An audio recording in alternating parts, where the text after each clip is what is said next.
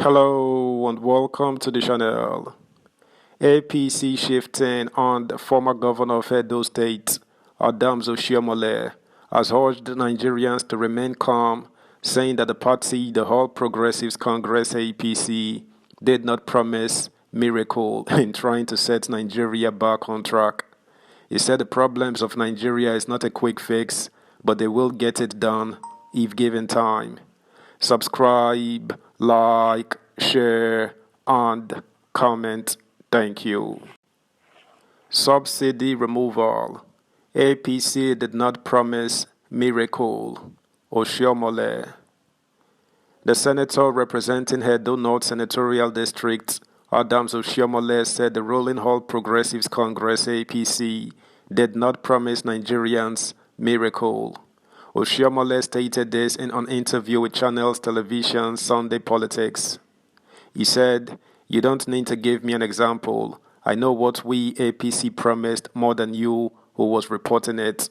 Whatever you reported, we were the source. We did not promise a 24-hour solution. We did not promise miracles. We did not promise an overnight solution. You show me any document that says in 48 hours, this will be done. In 14 days, this should be done.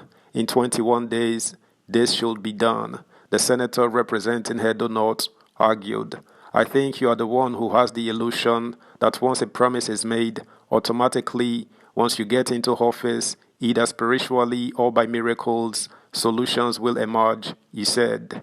Meanwhile, the former governor of Edo State said, President Bola Tinubu is not a magician that will solve the country's problems in one fell swoop. He added, "They know that we are not electing a magician, and nobody promised a magical solution." The Edo lawmaker noted that what Nigeria needs is a courageous leader such as Tinubu, saying since the removal of subsidy on petrol, the president has taken steps to address the impacts of the decision. What Nigeria needs is what President Tinubu has demonstrated, the courage to make decisions and to be humble to admit some of the unintended consequences of those decisions, and the will to deal with those consequences, and he has put in place instruments to deal with them, he said.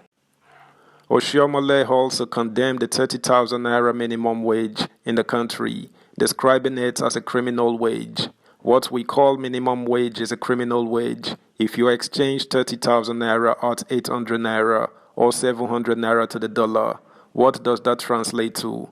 So, the value of that minimum wage when it was 125 naira, when it was first introduced under, I think, Shehu Shagari's government, is about 2 times or 3 times the value many years later, even in the public service.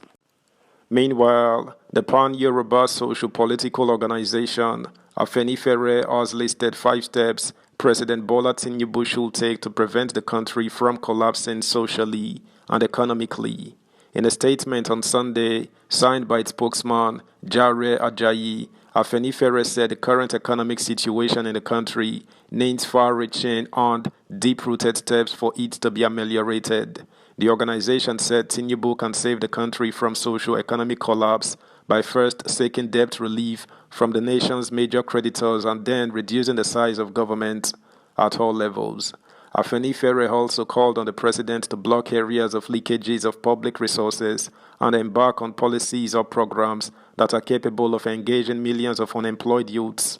The organization also asked President Tinubu to ensure that the security and safety of lives and properties in the country become paramount. The statement read, "The first step is to see debt relief from our major creditors. Another step is to drastically reduce the size of government at all levels. The third is to block areas of leakages of public resources, especially finance. Fourth is to embark on policies or programs that are capable of engaging millions of unemployed people, old and young, in the country. The fifth step is to ensure that security and safety of lives and properties become permanent features in the Nigeria firmament." Afenifere said the 5 steps suggested would have to be pursued simultaneously for the inherent benefits to be harnessed effectively and promptly.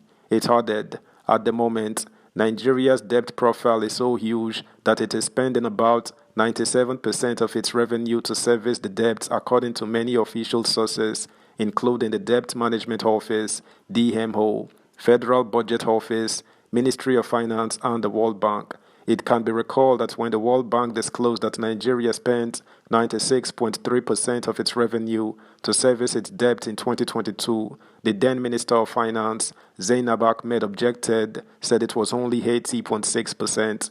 If a person earns 100 naira and has to use 80.5 naira of it to service his or her debt, how would 19.5 naira be enough to take care of feeding, transport, health, education, care for the family, etc.?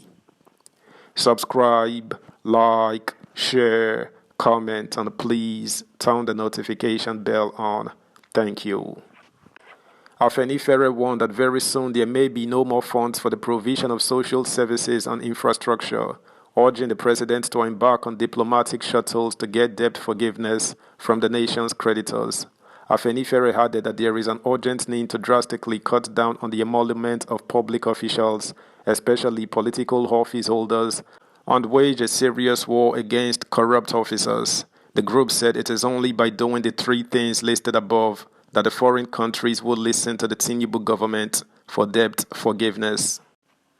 In other news, the national chairman of the Southwest Agenda for Asiwaju, Swaga, Senator Adedayo Adeyeye, has said Nigerians will eventually appreciate President Bola Ahmed Tinubu for removing fuel subsidy.